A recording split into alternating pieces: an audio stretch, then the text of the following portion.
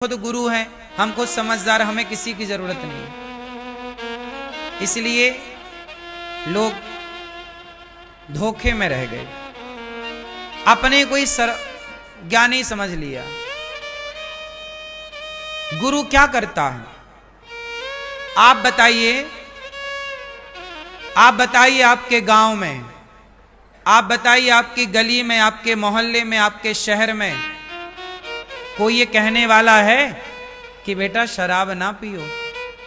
या तो मां कहेगी कि बेटा शराब ना पियो, या तो बाप कहेगा कि बेटा शराब ना पियो। और तुम्हारे पड़ोस में, मोहल्ले में, गली में, गांव में और कौन है कहने वाला? किसे मतलब है? तुम शराब पियो, चरस पियो, अफीम पियो, गांजा पियो, पड़े रहो पराई औरतों के चक्कर में, किसे फर्क पड़ रहा है? बोलो, कौन है तुम्हें रोकने वाला? एक तुम्हारी मां, एक तुम्हारा पिता, और अच्छा गुरु यदि मिल गया तो वह गुरु उस कुमार्ग से निकालकर तुम्हें सन्मार्ग में चलाने की ताकत रखता है। यदि अच्छा गुरु मिल जाता ना तुम्हारे बच्चों को, तो आज ये क्लबों में जाके की आंखों के आंसू पहुंच रहे होते, ये किसी जीव की, किसी प्राणी की सेवा कर रहे होते। अच्छा गुरु ना मिलने के कारण मेरी मां, ये समाज भ्रष्टता की ओर भ्रष्ट होता चला गया, बच्चे बिगड़ते ही चले गए। आज आप लोगों को जरूरत ही नहीं पड़ी कि अच्छे गुरु होने चाहिए, अच्छी शिक्षा होनी चाहिए। हमारे यहां शिक्षा प्लस दीक्षा दो चीजें हैं, शिक्षा और दीक्षा। शिक्षा होनी चाहिए, कैसी? स्कूलों में क्या मिल रही है? बोलो, शिक्षा। बताओ शिक्षा कितने प्रकार की होती है? मैया, शिक्षा कितने प्रकार की होती है आप बताओ? हैं? एक ही जानते हो, कौन सी वाली? पढ़ाई। मतलब तुम एक भी नहीं जानते। शिक्षा कितने तरह की होती है? बोलो, नहीं जानते? शिक्षा कितने तरह की होती है? दो। दो कौन कौन सी? सुनो, देखो, ये बेसिक चीजें हैं जो सबको पता होनी चाहिए थी, पर किसी को भी पता नहीं। गलती आपकी बिल्कुल नहीं है, आप लोगों ने सत्संग को महत्व नहीं दिया, इसलिए ज्ञान से वंचित रह गए।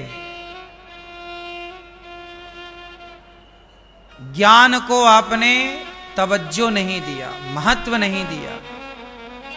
शिक्षा 4 प्रकार की होती है, कल हमने बताया था, पर शॉर्ट में बताया था, आज उसका विस्तार कर दें।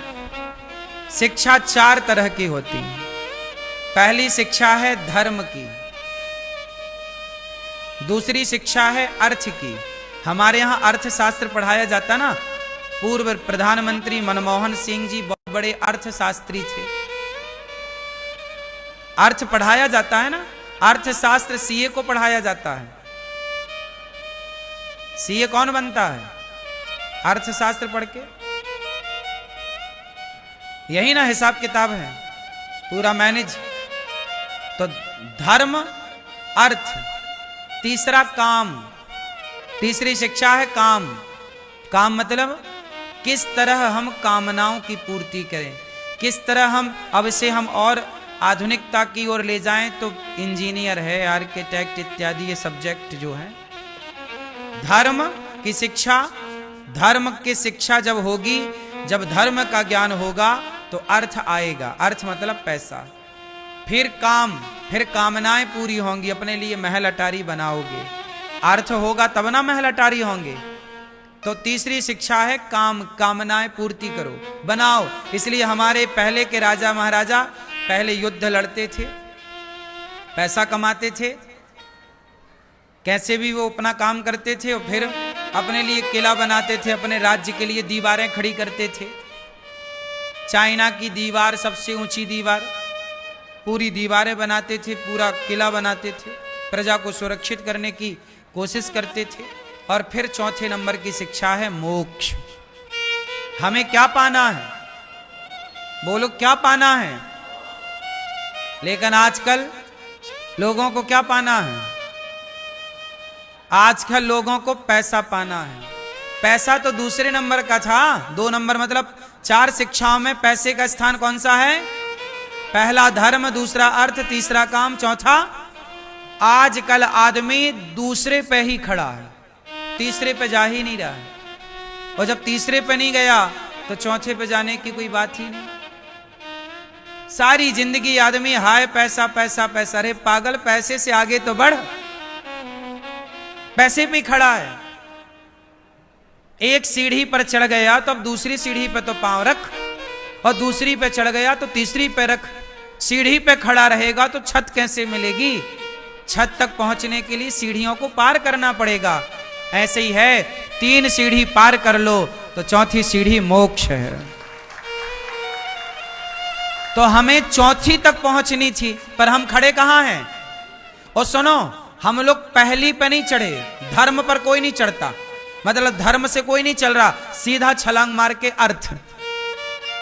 पहली सीढ़ी को छोड़ा, सीधा। आज धर्म का ज्ञान नहीं है, बस अर्थ चाहिए। और सारी जिंदगी होश संभालने से लेके मृत्यु पर्यंत सारी जिंदगी पैसा पैसा पैसा।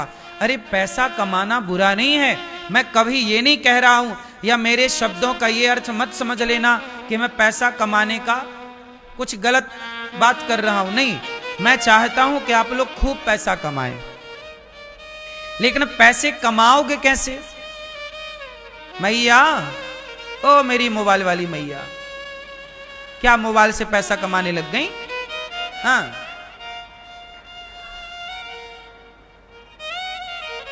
सुनो, पैसा कमाने के लिए क्या करना पड़ेगा? पैसा खूब कमाना चाहिए। पैसा कैसे कमाया जाए? हमारा देश गरीब क्यों है? बोलो, उत्तर दो। हमारा देश गरीब यदि है तो क्यों है? कोई उत्तर दे सकता है इसका? ना। शिक्षा का अभाव है, बात आपकी ठीक है कुछ %, लेकिन बहुत पढ़े लिखे लोग भी, आज जितना शिक्षित समाज है, पढ़े लिखे नौजवान लड़के क्या बनना चाहते हैं पढ़ लिख कर? नौकर। भैया हमें नौकरी दे दो। तो पढ़ी लिखी समाज भी बन क्या रही है? नौकर। और जिस देश में नौकर ज्यादा होंगे वो देश तरक्की कैसे करेगा? वह देश तरक्की करेगा जिस देश में मालिक ज्यादा होंगे। तो मालिक आज कोई बन नहीं रहा है, सबको क्या बनना है? नौकर।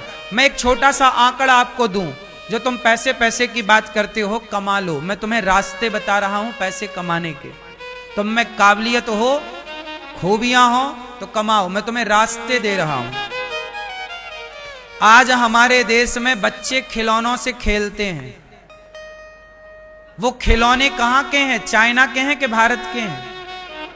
आप मोबाइल चलाते हो, मोबाइल चाइना का है कि भारत का है?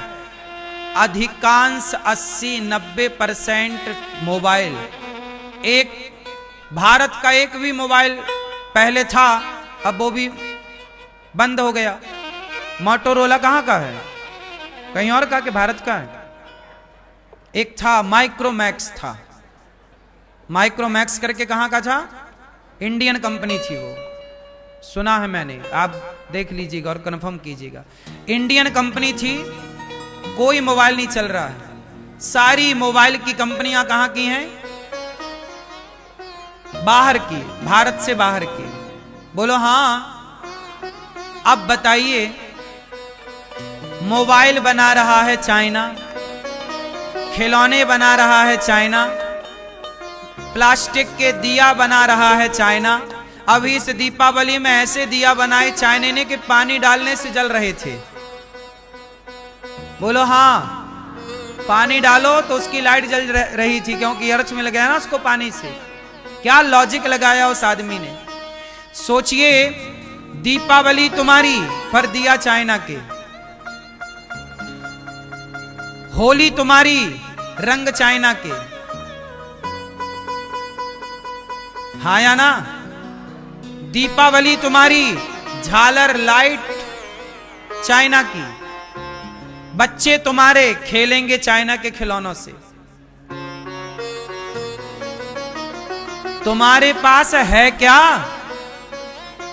सिर्फ गाना है, हमें नौकरी नहीं मिल रही है। नहीं मिली तो आत्महत्या करके टैं, नंबर कमाए टैं, मर गए। इससे बड़ी नालायकी मूर्खता होगी कहीं? तुम्हारे पांव, तुम्हारी सबसे बड़ी जो मूर्खता है वो सबसे पहले अपने दिमाग से ये कीड़ा निकाल दो कि तुम्हें नौकरी करना है। अपने दिमाग में ये, चाइना कहां गा रहा है कि हम बेरोजगार हैं? सब बना रहा है वो।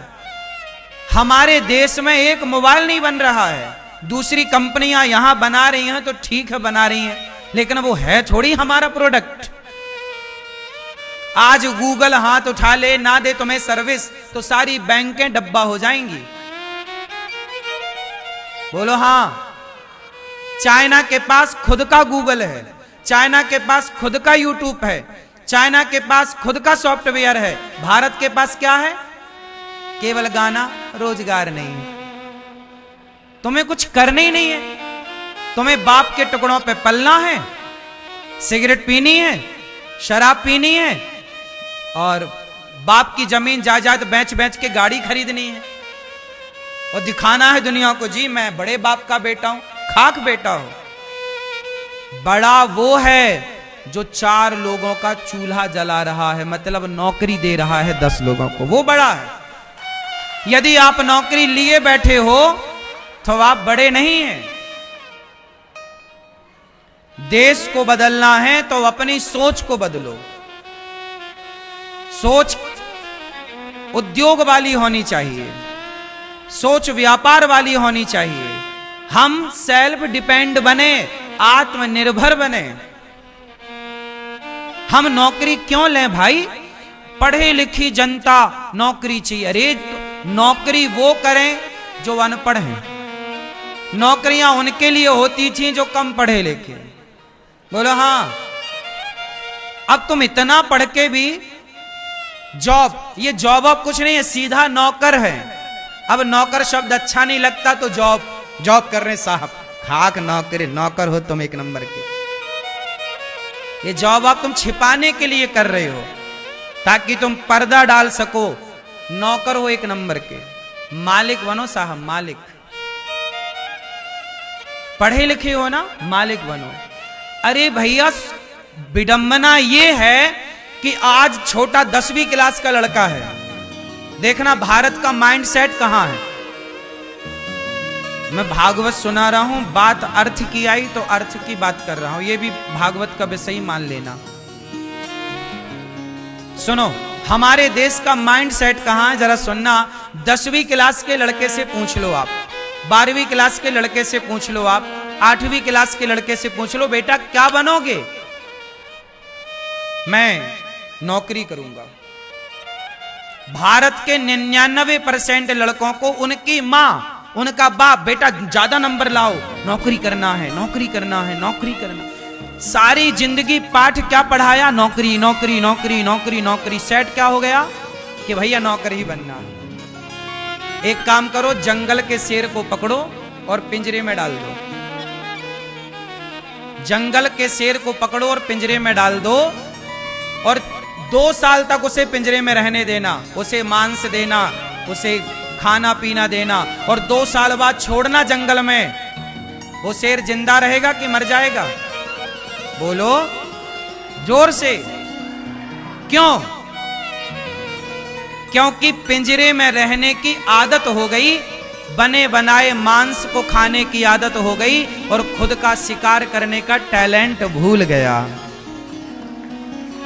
ये नौकरी वही है पिंजरा। तुम करोड़ भी कमा सकते थे, पर कमा रहे हो केवल 20,000, केवल 50,000, केवल 1 लाख। करोड़ों भी कमा, अडानी अंबानी सोचते कि यार नौकरी कर लो, कर रहे होते नौकरी। तुम शेर हो।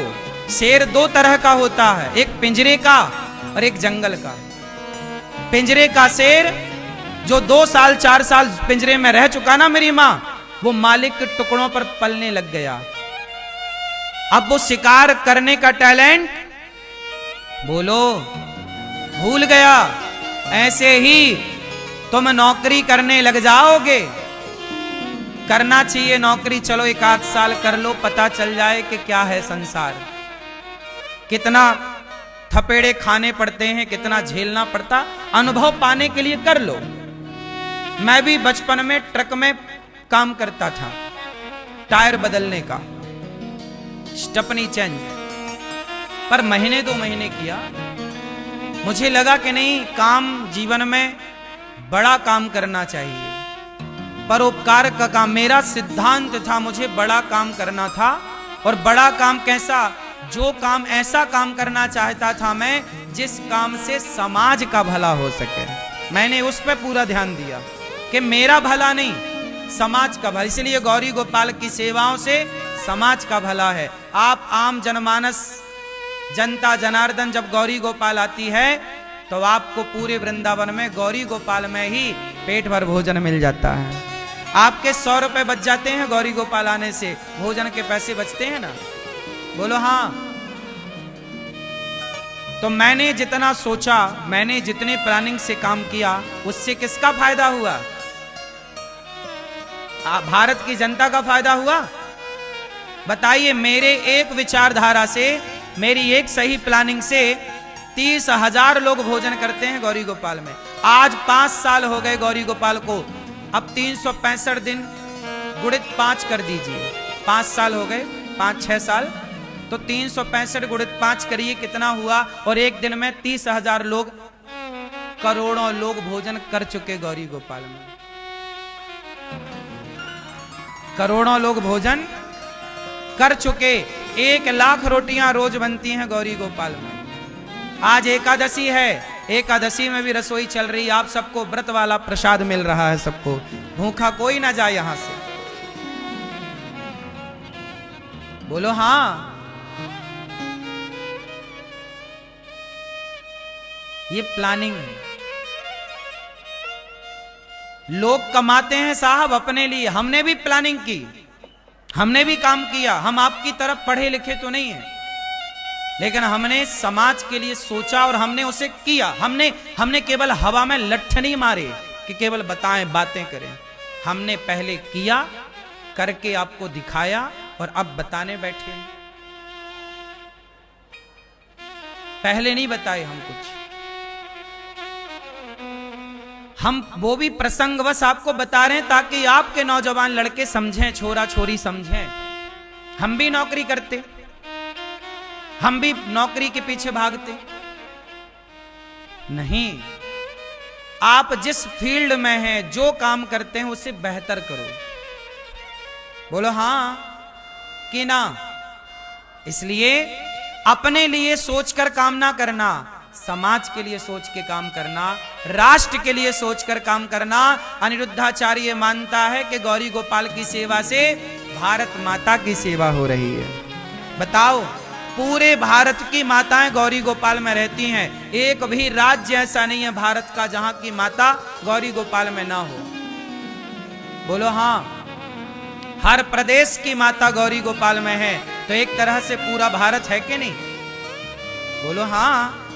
पूरब से पश्चिम, उत्तर से दक्षिण। अब ये सेवा है, तो अर्थ कमाना, पैसा कमाना बड़ी बात नहीं है, एक अच्छी प्लानिंग की जरूरत है। और जो लोग कहते हैं ना कि पैसा कमाने के लिए, अब व्यापार करने के लिए, महाराज जी बिजनेस करने के लिए पैसा हो ना, तुम फिर गलत चले गए। व्यापार करने के लिए, बिजनेस करने के लिए पैसे की नहीं, दिमाग की जरूरत है। बात सही है कि गलत है? जो लोग कहते हैं कि व्यापार करने के लिए पैसे की जरूरत है, उनके पास दिमाग कम है। व्यापार पैसे से होता तो हर पैसे वाला व्यापारी हो जाता। क्यों जी? यदि व्यापार पैसे से होता तो हर पैसे वाला व्यापारी होता? बोलो हाँ। इसका मतलब व्यापार करने के लिए पैसा बाद में, दिमाग पहले। बोलो।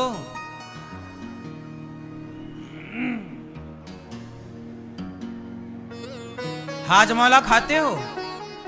कितने की आती है? जोर से। जमाना कहां से कहां पहुंच गया। 10 साल पहले भी हाजमौला 1 रुपए की थी। 20 साल पहले भी हाजमौला 1 रुपए की थी।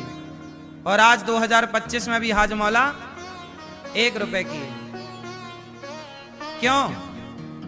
ये व्यापार का फंडा है। अब इसके डीप पे मैं ना जाऊं, आपको इशारा कर दूं कि व्यापार करोड़ों से शुरू नहीं होता साहब, 1 रुपए से व्यापार होता है। एक सीढ़ी से दूसरी सीढ़ी मिलती है और दूसरी से तीसरी। आपको चलना आना चाहिए, बस स्टेप बदलना आना चाहिए। बस समय के रुख के साथ चलना सीख लो। पार्ले जी बिस्किट है तो बिस्की किट। लेकिन एक उदाहरण आपको दे रहा हूं, तब भी 5 रुपया का था जब हम छोटे थे। बोलो हाँ। आज भी 5 रुपए का है जब हम आपके बीच में है। बोलो हाँ। क्या है ये? 5 रुपए से कर रहा है कि नहीं? कब से कर रहा है? करने वाला चूना बेच रहा है। 1 किलो चूना की पुड़िया बनाता है 100 और 1-1 रुपए की बेच देता। 10 रुपए का चूना खरीदता है और पुड़िया में पैक करता है। 100 पुड़िया बनाया, 100 रुपए हो गए। हो गया व्यापार। 1 किलो टमाटर खरीदा 10 रुपए का, घर ले जाके 15 रुपए का दे दिया। हो गया व्यापार। काम करने वाला टमाटर बेच के व्यापार कर सकता है। काम करने वाला चूना बेच के काम कर सकता है। काम करने वाला 1 रुपए से कर सकता है। ना करने वाला करोड़ों लगा के भी बर्बाद कर देता है। इसलिए खेल किसका है? पैसे का कि दिमाग का? बोलो। इसलिए खोपड़ी ठीक करो अपनी। जो कचरा भर रखा है नौकर का, पहले तो वो हटाओ। और नौकरी लेने वाले मत बनो। नौकरियां, जिस दिन भारत नौकरियां देने वाला बन गया, उस दिन भारत की अर्थव्यवस्था दुनिया की सबसे बड़ी अर्थव्यवस्था होगी।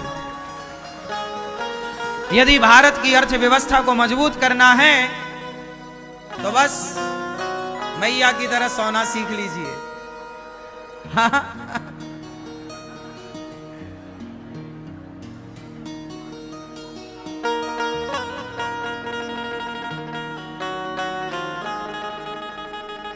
तो हम बात कर रहे थे शिक्षा की।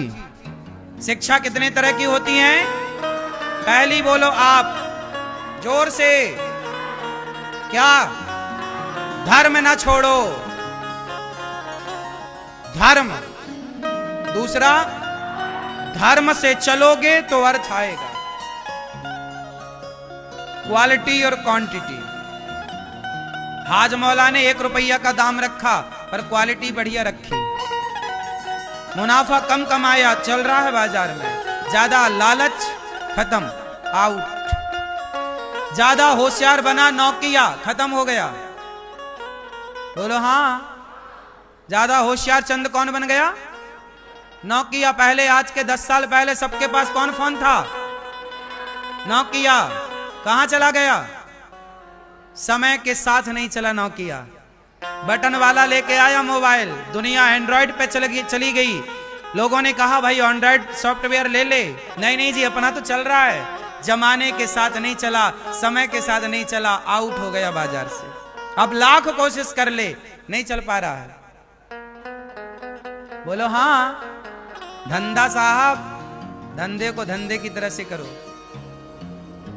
समय के साथ चलना सीखो। परफेक्ट टाइमिंग होनी चाहिए, क्वालिटी होनी चाहिए, और ये क्वालिटी ही धर्म है।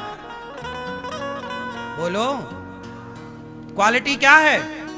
यही धर्म है। धर्म अच्छी क्वालिटी तो अच्छा पैसा, अच्छा अर्थ। धर्म, धर्म से अर्थ, और अर्थ से कामनाओं की पूर्ति। जो कामना, घोड़ा खरीद लो, हाथी खरीद लो, कार खरीद लो, हेलीकॉप्टर खरीद लो, सब खरीद लो, फाइटर जेट खरीद लो अपने, क्या दिक्कत है? जो खरीदना खरीद लो। बोलो हाँ। फिर आखिरी में है मोक्ष। इसलिए हमारे राजा महाराजा सब कुछ सौंप करके जंगल चले जाते थे। चौथी सीढ़ी है, अंत में जब सारी कामनाएं पूरी हो जाएंगी तब आप निष्काम हो जाएंगे, और निष्काम मन भगवान स्वीकार करते हैं। यही है पूरी व्यवस्था। धर्म अर्थ काम। तो कल हम लोगों ने कथा में सुना कि राजा परीक्षित जी को 7 दिन में मरने का श्राप लगा। 7 दिन में मरना है, क्या करें? भागवत सुनो। हमने बात की थी कि अपने बच्चों को सत्संग से जोड़ा करो। हमारे पास बैठेंगे ना आपके बच्चे, तो हम उन्हें नौकर नहीं बनाएंगे कभी। तुम्हें नौकर बनना है तो तुम्हें हमारी जरूरत नहीं है। मालिक बनना हो तो हमारे पास आ जाना। नौकर तो ऑलरेडी हो ही। नौकर बनने के लिए कुछ नहीं करना, बस हाथ फैलाना, भैया दे दो, हो गए। बोलो हाँ। इसलिए मालिक बनो। जंगल का शेर और सर्कस का शेर, कौन सा शेर बनना पसंद करोगे? शेर बनना तो जंगल का, सर्कस का तो कुत्ता होता है। सर्कस का शेर भी क्या कहलाता? अरे शेर को भी पिंजरे में डाल दो तो कुत्ता बन गया कि नहीं? बोलो हाँ। हाँ, इसलिए बंधन में कुत्ते रहते हैं, शेर आजाद रहता है। यदि आप किसी के बंधन में हैं तो क्या है? आप कहो हम नहीं।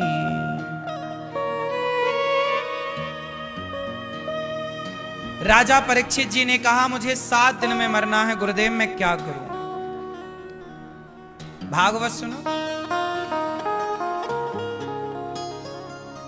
सुखदेव भगवान ने कहा वरीयाने सते प्रश्न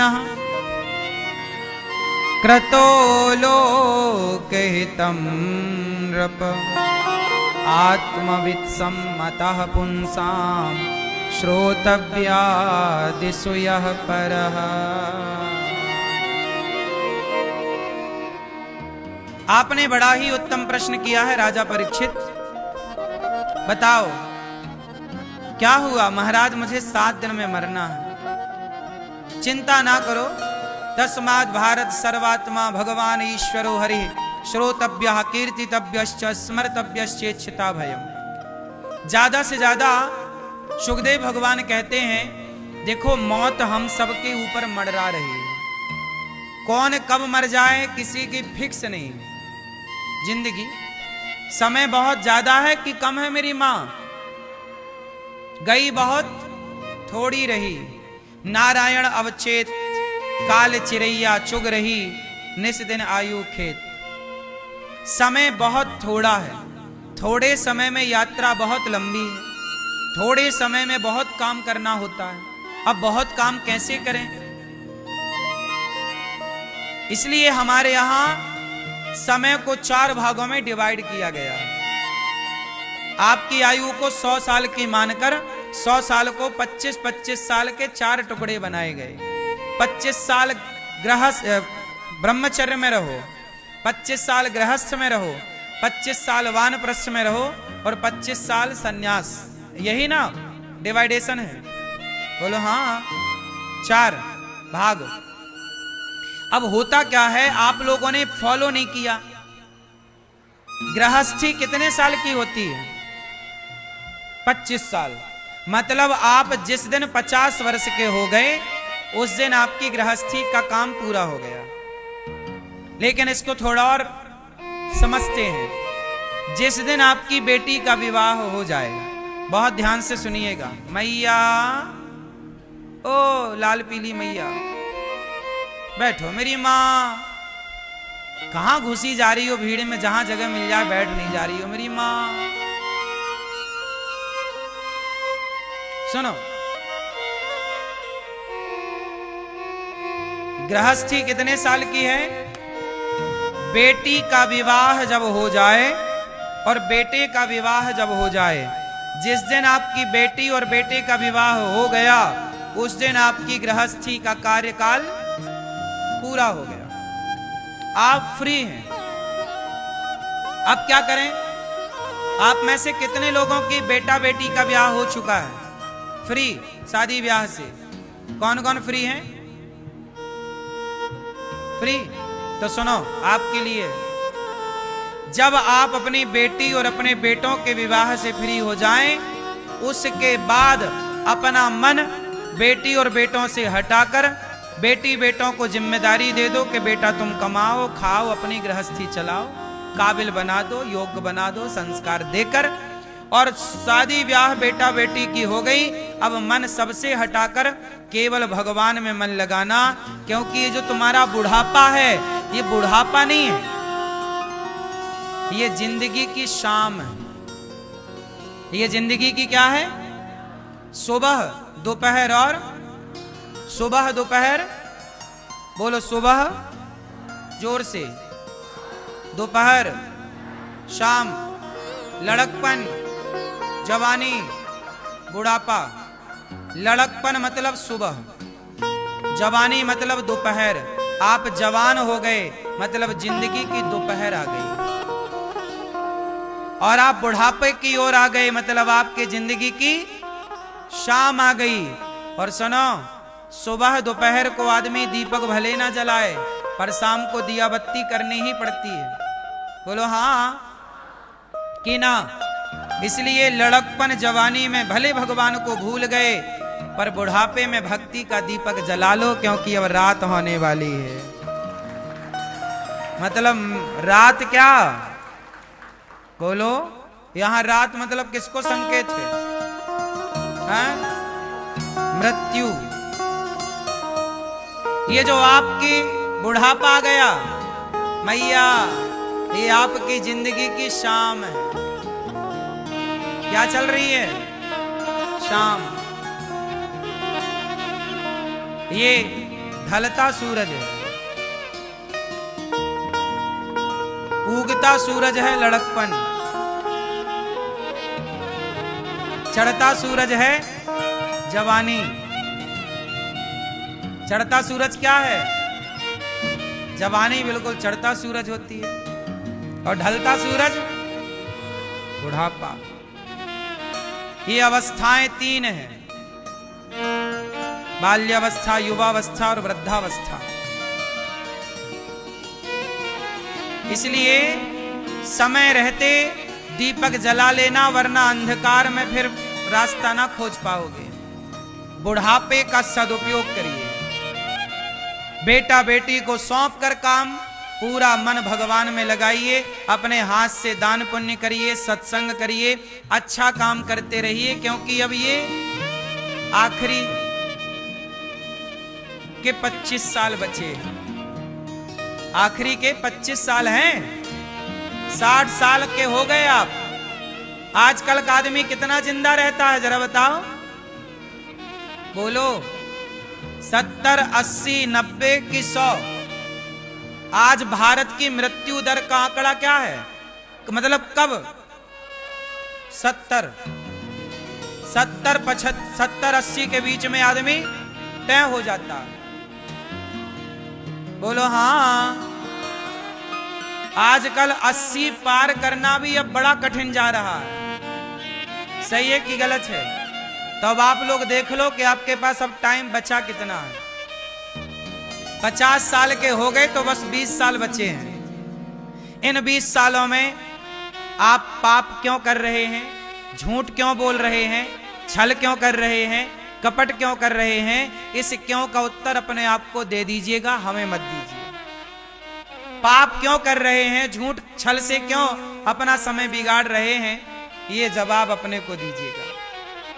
इसलिए कहता हूं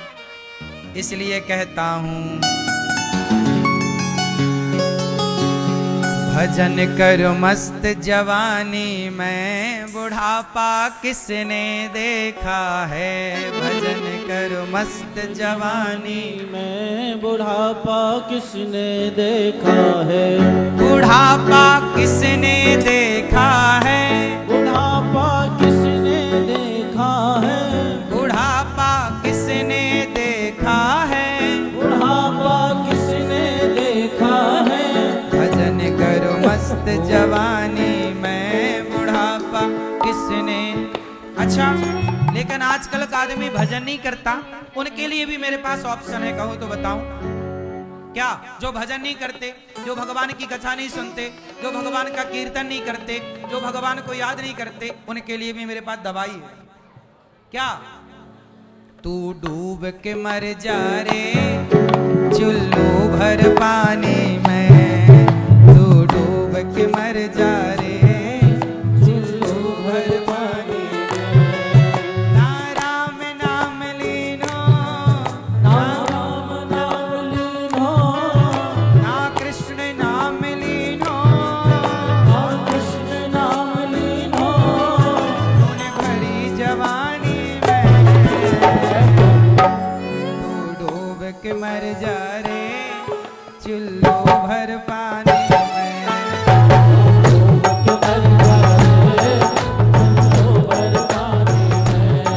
ना राम नाम लीनो, ना राम नाम लीनो, ना कृष्ण नाम लीनो, ना कृष्ण नाम लीनो। तूने भरी जवानी में,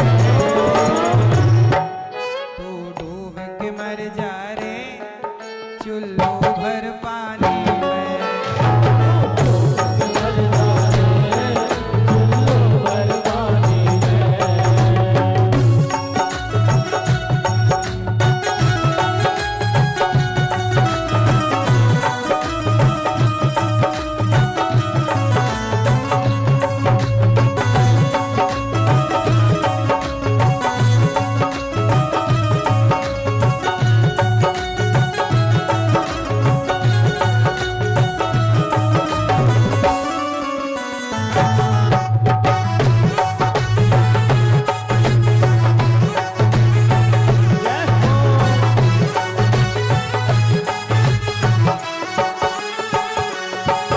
कालायो दुनिया में मिल जाए गो माटी में। कालायो दुनिया में मिल जाए गो माटी में। एक दिन काया तेरी कस जाएगी काठी में। एक दिन काया तेरी फंस जाएगी काठी में। पानी को बबूला है, पानी को बबूला है, मिल जाए गो पानी में। तू डूब के मर जा रे चुल्लू भर पानी में। चुल्लू भर पानी में।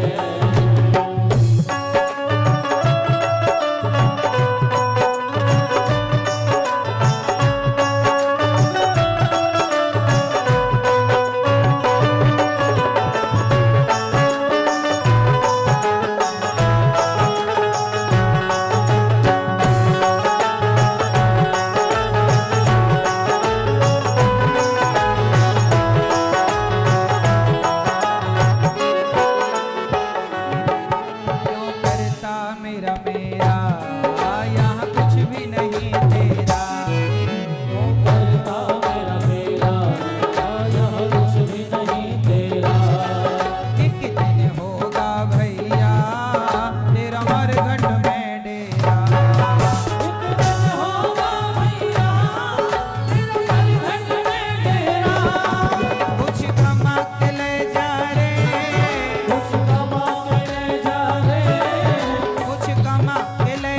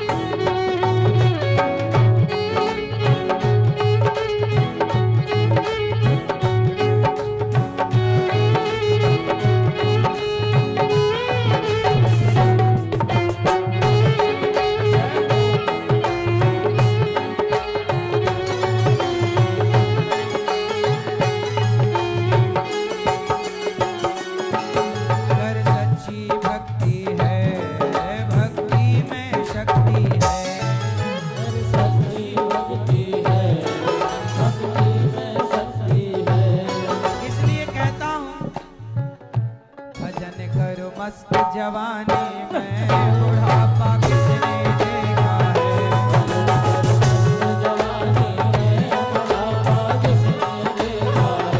भजन करो मस्त जवानी में, भजन करो मस्त जवानी में बुढ़ापा किसने देखा है।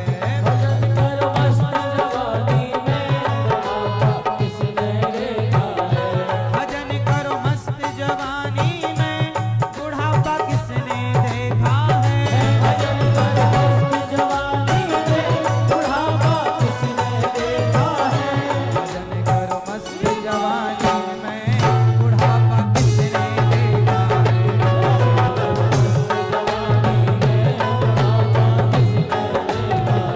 क्या समस्याएं हैं बुढ़ापे की। आंख से देख न पाओगे, आँख से देख न पाओगे। बुढ़ापे में दिखता नहीं है ना। कान से सुन नहीं पाओगे, से सुन नहीं पाओगे। पाँव से चल नहीं पाओगे, पाँव से चल नहीं पाओगे। कथा तक पहुँच न पाओगे। कथा तक पहुँच न पाओगे। कथा सुनो, कथा सुनो, कथा सुनो मस्त जवानी में बुढ़ापा किसने देखा है। कथा सुन मस्त जवानी में बुढ़ापा किसने देखा है। भजन करो मस्त जवानी में बुढ़ापा किसने देखा है। भजन करो मस्त जवानी में बुढ़ापा किसने देखा है। गर सच्ची भक्ति है, भक्ति में शक्ति है। कर भक्ति भक्ति है, भक्ति में शक्ति है।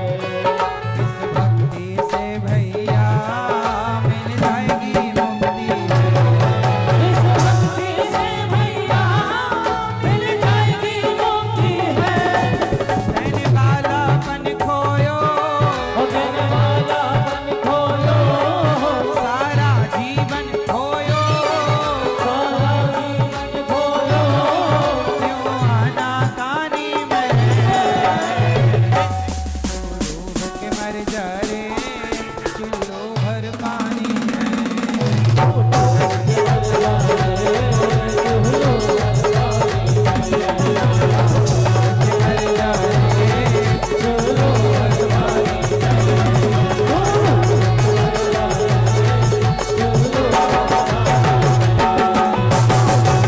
मर जा रे चुल्लू भर पानी में।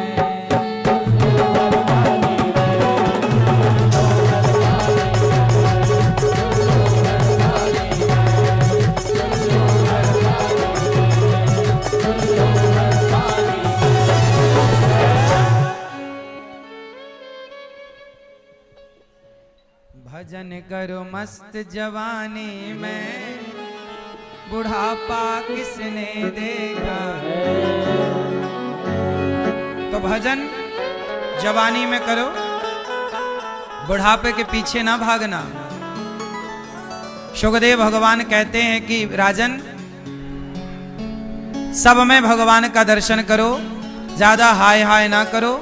चीराणि किम पति न शंति दिशंति भिक्षाम नैवांग्रिपाः परभ्रतः सरितोप्य सुस्यन् रुद्धा गुहा किमजितो वतिनोपसन्नान् कस्माद् भजन्ति कवयो धन दुर्मदान्नान्। ज्यादा हाय हाय करने की जरूरत नहीं। देखो पैसे कमाने तो चाहिए, पर पैसे में आसक्ति नहीं रखनी चाहिए। लगाव भगवान से ही हो, जगत से ना हो जाए, वरना जगत का लगाव हमें नरक पहुंचा देगा। बंधन ही तो मोक्ष है ना, अब बंधन ही तो पतन है, मुक्ति ही मोक्ष है। इसलिए संसार में बंधना नहीं है, संसार में रहकर मुक्त रहना। तरवाह किम न जीवंती, शुकदेव भगवान कहते हैं कि जीने के लिए तो वृक्ष भी जीते हैं, परंतु मानव का जीवन सबसे उत्तम है। इस जीवन को पाकर भगवान का चिंतन करना चाहिए। भगवान अत्र सर्गो विसर्गश्च स्थानम पोषण मूतया 10 प्रकार के लक्षणों का भागवत जी का वर्णन करते हैं। अब देखो जब भगवान अपनी लीला पूरी करके जाने लगे तो विदुर जी को याद किया। विदुर जी ने मैत्रेय ऋषि को याद किया। विदुर जी जब मैत्रेय ऋषि के पास गए और विदुर जी ने सवाल किया कि भगवान ये संसार किस तरह से बनाते हैं, तो देखो अब सृष्टि किस तरह से बनी, इसका बहुत ध्यान रखो, बहुत ध्यान से सुनो। मैया सावधान हो जा मेरी माँ। सबसे पहले भगवान नारायण की नाभि से कमल उत्पन्न हुआ। कमल में ब्रह्मा जी, और ब्रह्मा जी ने सृष्टि को प्रारंभ किया। ब्रह्मा जी के शरीर से अन्य ऋषियों का प्राकट्य हुआ, पर मनु और शत्रुपा का प्राकट्य हुआ। मनु और शत्रुपा की 3 बेटियां हुई और 2 बेटे हुए। आकुति, देवहूति, प्रसूति 3 बेटियां, प्रियव्रत, उत्तानपाद 2 बेटे। आकुति का विवाह रुचि प्रजापति से हुआ। देवहूति का विवाह करदम जी से हुआ। करदम जी की 9 बेटियां हुई, ब्रह्मा जी के 9 पुत्रों से विवाही गईं और उनका घर बस गया। अब मैया, ओ पीली मैया, भैया आप लोग बैठ जाओ, प्रभु बैठ जाओ, खड़े ना रहिए, बैठ जाइए और शांत रहिए। खड़े भी हैं तो चुप रहिए। मैया बैठ जाओ, पीली मैया शांत रहिए, प्रार्थना है हमारी। करदम जी की 9 बेटियां हैं, अनुसुईया, अरुंधति इत्यादि ये करदम ऋषि की बेटियां हैं। करदम जी की 9 बेटियां हुई, बाद में एक पुत्र हुआ, तो साक्षात भगवान नारायण ही कपिल देव बनकर प्रकट हुए।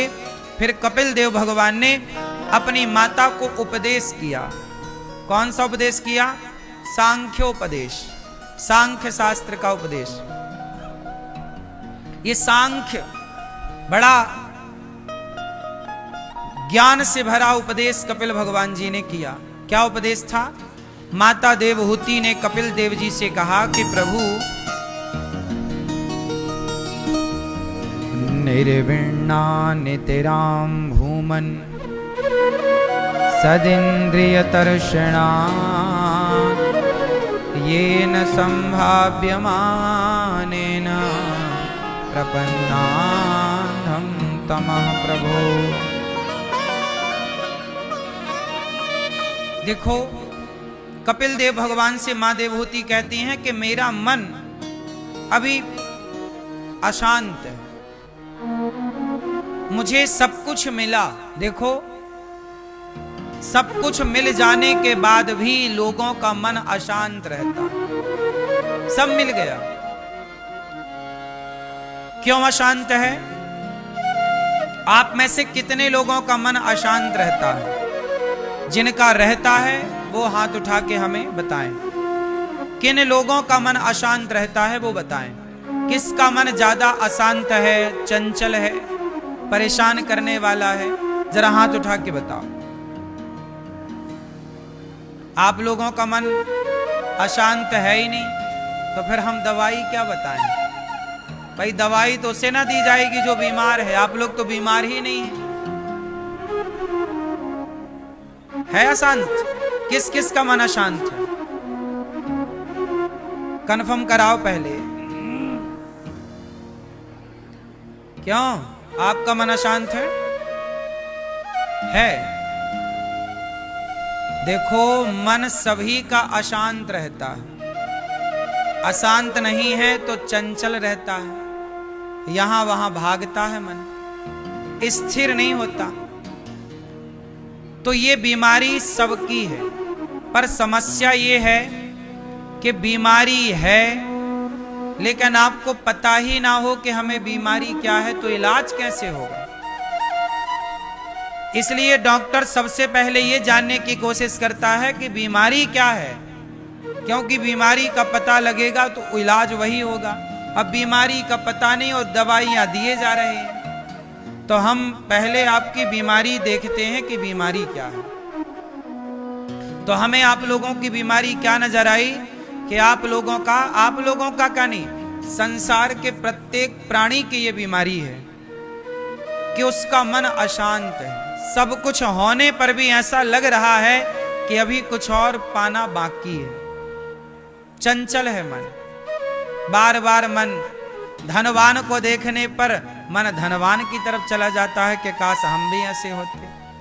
बड़ी गाड़ी किसी की दिख जाए तो मन वहां चला जाता, काश हमारी भी ऐसी होती। किसी का ऐश्वर्य देख लो तो ऐसा लगता हमारा भी ऐसा यश कीर्ति होती। तो ये मन की चंचलता यही तो है कि जिसे देखता है मन उसके पीछे भाग जाता है। किसी सुंदर स्त्री को देखा मन उसके पीछे चला गया, सुंदर पुरुष को देखा मन उसके पीछे चला गया। मतलब मन क्या है कि मन आपके पास तो है पर आपके कंट्रोल में नहीं। जिसे देखता है मन उसके पीछे भाग जाता है। क्यों? आपका मन, आपका दिल जिसे देखता है मन उसकी तरफ चला जाता है। क्यों मैया, बात सही है? अभी वो एक लड़की आपने टीवी पर सुनी होगी, न्यूज में चल रही है, उसने अपने पति को मार के ड्रम में पैक कर दिया, सीमेंट डाल दी। क्यों? बहुत ध्यान से सुनो, हम जो कहना चाह रहे हैं वो सुनो। जबकि उसका पति बहुत कमाऊ था, कमाने वाला था, पत्नी के कारण उसने अपने माँ बाप तक को छोड़ रखा था कि बस तू खुश रहे। बोलो हाँ। लेकिन उस महिला को क्या हुआ? एक 2 कौड़ी के लड़के से प्यार हो गया और दूसरे मर्द, दूसरे पुरुष के चक्कर में उसने अपने पति को मारकर ड्रम में पैक कर दिया। यही तो घटना है। बोलो हाँ। क्यों मैया? ये नहीं है? ये मैया तो मना कर रही है। आप नहीं थी वहां पे? अच्छा सुनो, अभी नया केस है, आपने नहीं सुना हो तो सुन लो। एक लड़की, एक उसकी छोटी गुड़िया है, 4-5 साल की, जितनी छोटी सी बच्ची, अपने अच्छे सुंदर पति को छोड़कर, कमाऊ पति को छोड़कर मार दिया उसे, और एक लपोड़ू के साथ, झंडू बाम के संग, बिल्कुल 2 कौड़ी का, उसके साथ वो रंगरलियां मना रही है, अपने पति को ड्रम में पैक करके मार के चली। क्यों? क्योंकि उस स्त्री का मन उसके कंट्रोल में नहीं था। पूरा खेल कहां से शुरू हुआ? बोलो, मन से। मन जब, अरे रावण का मन लग गया पराई स्त्री में, सर्वनाश हो गया। जब आपका मन पराई स्त्री में या पराये मर्द में लगेगा तो नाश तो होगा। इसलिए कहता हूं कि मन पर इतना कंट्रोल रखो कि कितना भी सुंदर पुरुष हो, पत्नी स्त्री कितनी भी सुंदर हो, पर हमारा मन अपनी पत्नी और अपने पति के सिवा कभी किसी और में मन लगे ही ना। और ये तब संभव है जब आप अपने मन को सत्संग से जोड़ देंगे। धीरे धीरे करत करत अभ्यास के जड़मति होत सुजान, रसरी यावत जात है सिल पर पड़त, सिल पर पड़त, करत करत अभ्यास के। यदि आपने अपने मन को कंट्रोल करने का तरीका अपनाया होता, मन को साधा होता, जो मन को साधते हैं उन्हीं का नाम साधु है। अच्छा ये बताओ, क्या आप लोग साधु नहीं बन सकते? साधु का मतलब ये नहीं कि हम अकेले रहें और बाबा जी बन के रहें, माला पहने। ये साधु मतलब ये नहीं। जो लोग अपने मन को साध लें वो सब साधु हैं। आप भी साधु बन सकते हैं। पहले के लोग गृहस्थ संत थे कि नहीं? आज भी लोग कहते हैं भाई भले गृहस्थ में है पर संत की तरह। संत क्या है? साधना को संत कहते हैं। इसकी भी स्थितियां हैं, साधु, संत, ऋषि, मुनि। कितने हैं? साधु, बोलो साधु, संत, ऋषि और मुनि। ये चारों अलग अलग हैं। अब आप लोग नहीं जानते तो कभी साधु कहते हो, कभी संत कहते हो, लेकिन आप लोग जो बाबा कहते हैं ना, बहुत लोग बाबा जी बाबा, ये बाबा प्रयोग नहीं होता हमारे यहां। बाबा नहीं होता कुछ, साधु होता है, संत होता है, ऋषि होता है, मुनि होता है और गुरु जी होते हैं। बाबा जैसा कुछ नहीं होता। बाबा किसे कहते हैं? चलो बताओ, बाबा किसे कहते हैं? आजकल लोग बाबा, बाबा मतलब साधु नहीं होता। लोग कहते बाबा ऐसे, बाबा, अरे पागल, बाबा का अर्थ बता क्या है? बाबा किसे कहते हैं? चलो बताओ। हैं? दादा को। तुम्हारी बेटी का लड़का तुम्हें क्या बोलता है? और बेटे का लड़का, तुम्हारे पुत्र, तुम्हारा नाती तुम्हें क्या बोलता है? बाबा। बोलो हाँ। पोता दादाजी को क्या बोलता है? बाबा तुम हो। बाबा तो आप लोग हैं। गृहस्थ में बाबा होता है, कौन सा बाबा? गृहस्थों को बाबा कहा जाता है। पोता क्या बोलता है दादाजी को? वो तो दादा शब्द बाद में है ना, दादाजी, पहले तो बाबा। जैसे पुत्र भी अपने पिता को बाबा कहे, जैसे भगवान कृष्ण नंद बाबा को क्या कहते? बाबा। आज भी महाराष्ट्र में पिता को बाबा कहा जाता है, आई बाबा। माता को आई, पिता को बाबा। बोलो हाँ। बाबा शब्द का मतलब पिता के लिए भी प्रयोग होता, पिता को बाबा कहते हैं। बोलो हाँ। चूंकि आप लोग साधु संतों को भी पिता की तरह मानते रहे तो उन्हें भी बाबा बाबा कहना स्टार्ट कर दिया। लेकिन आपको सब ज्ञान होना, बोल कुछ भी रहे हो पर बोल जो रहे उसका ज्ञान होना चाहिए, नॉलेज होना चाहिए। बाबा कौन है? पिता को बाबा और दादा को बाबा कहते। क्लियर है? बोलो हाँ कि नहीं? तो बाबा, लोग कहते ना बाबा ऐसे, बाबा शब्द का प्रयोग संतों के लिए जो करते हैं बहुत अच्छा नहीं है। अब संतों के लिए क्या प्रयोग होना चाहिए? सुनो, सबसे पहली सीढ़ी है साधु। जो मन को साध रहा है, अभी प्रयासरत है, वो साधु है।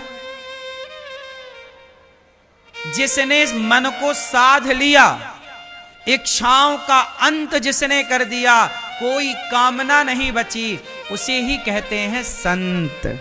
साधु पहला स्टेप। दूसरा अंत। अंत हो गया किसका? इच्छाओं का। अंत हो गया वासनाओं का। इसलिए हमारे यहां नागा साधु हैं, नागा संत। क्यों? अब सोचिए कि जब हमारे अंदर कोई कामना ही नहीं है तो हम कपड़े पहने या बिल्कुल ना पहने, क्या फर्क पड़ता है? छोटा बच्चा है, उसकी कोई कामना नहीं है तो छोटा बच्चा नंगा घूमता है, उसे कोई फर्क नहीं पड़ता कि मैं नंगा हूं कि मैंने कपड़े पहन रखे हैं। क्यों जी? बच्चे को कोई फर्क पड़ रहा है? आप मां बच्चे को नंगा घुमाए या मां बच्चे को राजा बाबू बनाए, बच्चे को तो कोई प्रभाव नहीं पड़ रहा। वो तो मां की गोद में सुसु करे, छिच्छी करे, ना उसे सुसु करने से कोई फर्क पड़ रहा, ना छिच्छी करने से कोई फर्क पड़ रहा। वो मंदिर जाए, वहां छिच्छी कर दे, उसके लिए कोई रोक टोक नहीं है। मां की गोद में कर दे, कोई रोक टोक नहीं है, उसे पता ही नहीं। बोलो हाँ। जहां इच्छाओं का कोई प्रवेश ना हो, वही है संत। साधु संत। फिर ऋषि। जो साधु संत अपने इच्छाओं का अंत करके समाज के कल्याण के लिए रिसर्च करें। जैसे पुष्पक विमान बनाया करदम जी ने, एक विमान बनाया दलपदे जी ने, ब्रह्मास्त्र सुदर्शनास्त्र का निर्माण हुआ। ये क्या हुआ? हमारे ऋषियों ने आयुर्वेद बनाया, हमारे ऋषियों ने पता लगाया कि गुरुत्वाकर्षण कहाँ है। महर्षि पतंजलि ने योग को प्रकट किया। तो ये सारी विधाएं जो रिसर्च करें संत जन, तो रिसर्च करने से उनका नाम पड़ा, बोलो, रिसर्च करने से नाम क्या पड़ा? ऋषि इसलिए हमारे यहां रावण ने सीता मां को जब चुराया तो विमान में चुराया था। उस जमाने में भी विमान थे, आज ही विमान है। राइट ब्रदर्स ने 1903 में विमान बनाया था। पहला विमान का आविष्कार कब हुआ? 1903 में सफल परीक्षण हुआ विमान का। किसने बनाया था? राइट ब्रदर्स ने बनाया था। क्या उसके पहले विमान नहीं था? था। हमारे वेद पुराणों में उल्लेख है, रावण ने सीता मैया को विमान में चुराया था। तो रिसर्च करने के कारण ऋषि बने जिन्होंने विमान जैसे चीजों का भी आविष्कार किया। बोलो हाँ। फिर ये आविष्कार नहीं है। कल मैंने बताया कि ऐसे ऐसे मंदिर थे कि मूर्तियां हवा में लटका करती थी। मैंने पूरा कल इसका बताया था। तो क्या ये रिसर्च नहीं थी? बोलो। इसलिए जो रिसर्च करे उन्हें ऋषि कहते हैं। तो साधु, संत, ऋषि और मुनि। अभी चौथे हैं मुनि। कौन? मुनि मतलब क्या हुआ? जो केवल मनन में लगे हैं। मुनि जिनका मन भीतर की, एक होता है बाहर देखना, एक होता है भीतर देखना, एक होता है बहिर्मुखी, एक होता है अंतर्मुखी। जो बाहर के संसार में ना पड़ा हो, जो भीतर के आनंद में कि मेरे भीतर भगवान है। जैसे हनुमान जी छाती फाड़ते हैं तो कौन निकलता है? हनुमान जी को बाहर मंदिर बनाने की जरूरत नहीं पड़ी। हनुमान जी ने मन को ही मंदिर बनाकर राम की पूजा शुरू कर दी।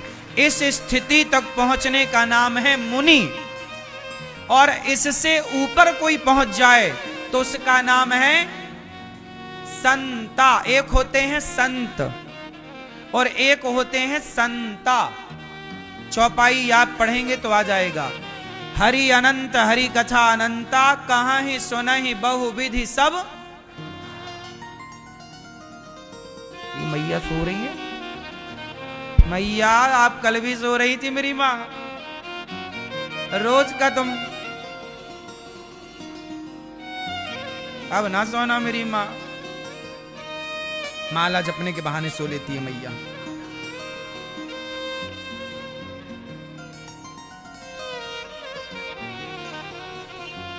संता कहाँ ही सुनहि बहुविधि सब। संता कौन? नारद जी जैसी श्रेणी, हनुमान जी जैसी श्रेणी को क्या बोलते हैं? ये संत नहीं है। हनुमान जी के बारे में क्या लिखा? साधु संत के तुम रखवारे। साधु संत के। इसलिए मेरी मां, आप भी गृहस्थ संत हैं। राम के गुरु वशिष्ठ जी विरक्त हैं कि गृहस्थ हैं? बोलो। वशिष्ठ जी गृहस्थ हैं कि नहीं?